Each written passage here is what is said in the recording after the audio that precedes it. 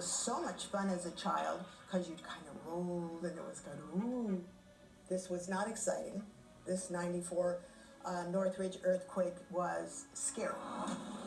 At 4:31 this morning, their world came crashing down. The top floors of the 3-story Northridge apartments on Reseda Boulevard collapsed.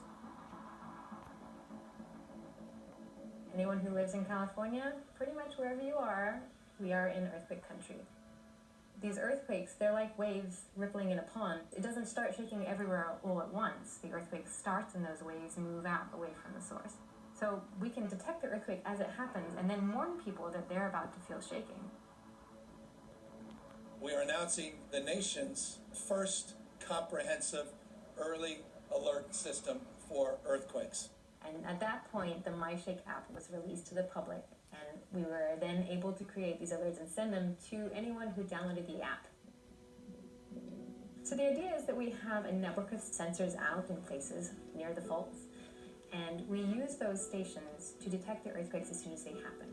We can then provide a warning to people that they're about to feel shaking. Earthquake. Drop, cover, hold on. Shaking expected. So as soon as I hear earthquake, I can get under my table and drop cover and hold on. It doesn't take much time at all, but by doing that, I can help protect myself. The Oakland A's take. Prepare yourselves! Prepare yourselves! If the Loma Prieta earthquake happened again, we would be able to provide about tens of seconds of warning between when the earthquake started and when the shaking would reach Oakland. The idea with giving people warning, even if it's just a few seconds, is that they can then take action to protect themselves.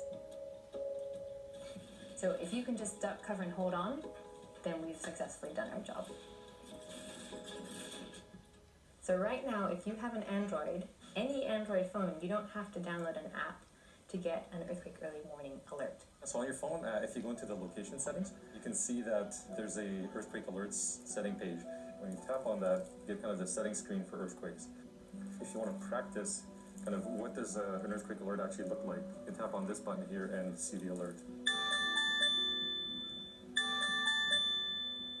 So that's the alert screen, and that's the message you receive if there's a really strong shaking expected. Android phones have these tiny accelerometers in them that can sense motion and shaking. So when a phone is plugged in and stationary, it's monitoring for earthquake-like shaking. And if it detects that, it can send out a message to the Google Earthquake Detection Server where the shaking's happening. All these little yellow dots are phones that are detecting and feeling shaking. One of the advantages of using phones to detect earthquakes is that it can work everywhere around the world. We can certainly live with earthquakes in California. I think we've shown our resiliency in earthquakes that have struck in the past. We're better prepared than we were years ago. Our infrastructure is much safer. The bridges are better. The roads are better. But we have to remember there's still bad buildings and things that we can do to protect ourselves and to know what to do when the earthquake strikes. California was where I was born and raised, and all my friends are here and my family is here, so I would not consider moving out of California. Despite it all, the California dream is alive, although a bit different from what it used to be. People from all over the world are coming to live out their version of the dream, with over 150,000 people moving into California from out of the country in 2019, contributing to the culturally diverse melting pot California is known for. But that's only the beginning, and the future for the California dream, no matter who you are, is bright.